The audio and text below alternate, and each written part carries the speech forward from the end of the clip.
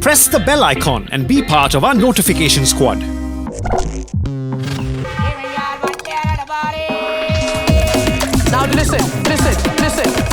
listen to me, baby. How dare you? I like the outrage.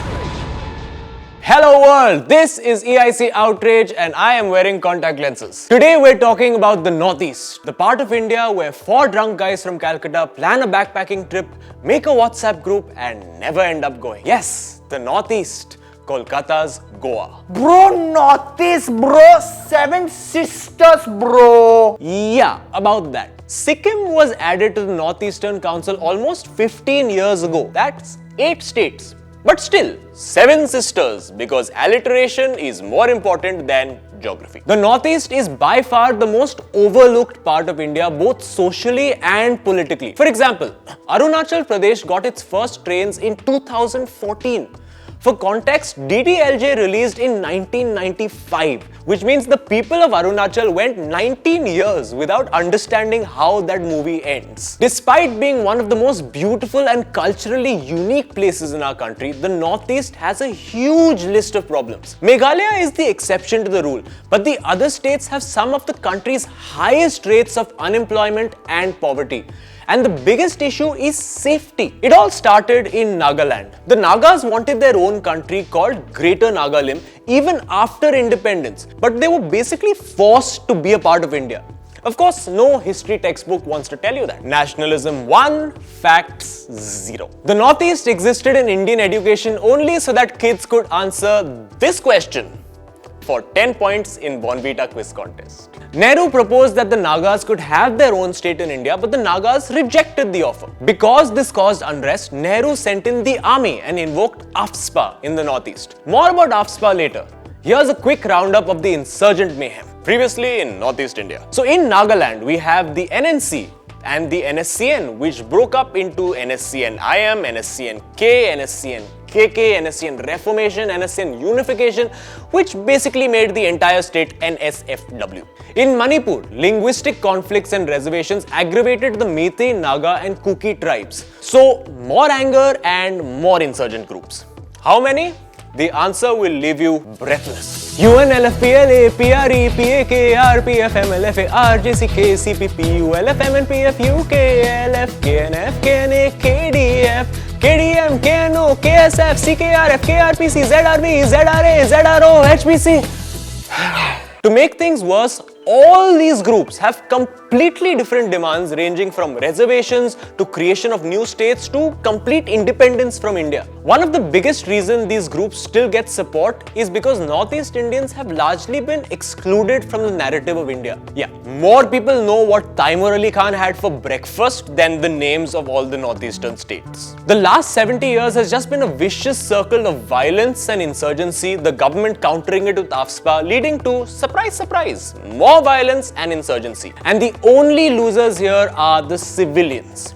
Now, to answer the bigger question. Dude, what is this AFSPA? Is it a popular pencil from the 90s? Is it a spa that's lit AF? Wait, is it Javed Akhtar trying to say Acha? Is it like Chutzpah and Heather? Oddly enough, it is. AFSPA is most infamously in force in Kashmir, but I don't have the money to defend a sedition case, so let's not go there. AFSPA stands for the Armed Forces Special Powers Act.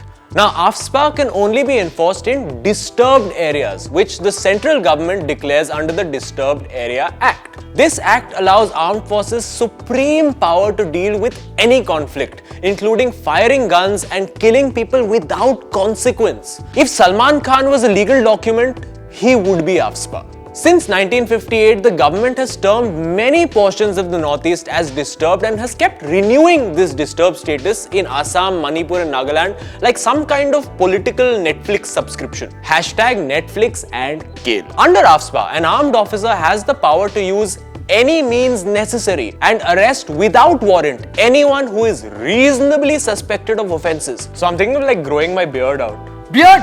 I reasonably suspect that you're joining ISIS. Another amazing clause.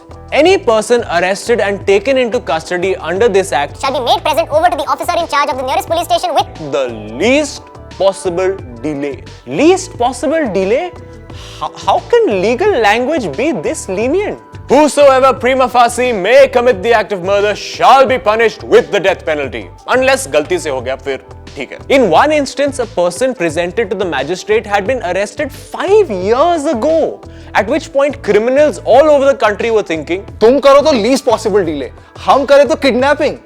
I reasonably suspect कि ये bullshit है. and the worst part of all, they get legal immunity for their actions. There are more than 1,528 pending cases of fake encounters in just Manipur since 1979. Between 2012 and 2016 alone, a total of 186 human rights violations against defense personnel were recorded in AFSPA enforced states. So the question arises, why would certain army officers make fake encounters? आपकी सारे चक्रास, शौर्य चक्र, अशोक चक्र वगैरह वगैरह सारे जो चक्र मिलते हैं आर्मी को, सारे जो कमेंडेशन कार्ड्स मिलते हैं, रिकमेंडेशंस, एक अरेस्ट के 3 पॉइंट होते हैं, एक सरेंडर के 2 पॉइंट होते हैं और एक किल की 5 पॉइंट होते हैं.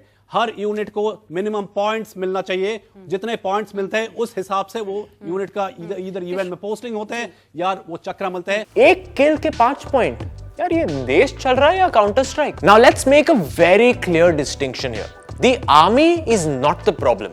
The act and its arbitrary implementation is. If you combine the ability to kill people without consequence with a system that rewards people for doing it, corrupt individuals will obviously take advantage. If you told me that I could just kill anyone I didn't like and get away with it, I would be killing at least 5 bikers on my way to work every day because I reasonably suspected that they were going to scratch my car. Just like Section 377, AFSPA was made by the British. Many people consider speaking against AFSPA as anti-national or anti-India.